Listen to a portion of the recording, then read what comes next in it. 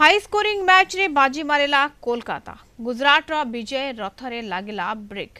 29 run रे match को जीती प्लेऑफ आशा उज्जीवित रखिछि कोलकाता। प्रथमे बैटिंग करितबा कोलकाता फिन आलेन को 93 रन, रघुवंशी को अपराजित 82 रन एवं कैमेरून ग्रीन को अपराजित 52 रन बड़े 2 विकेट हराई 247 रन करितला।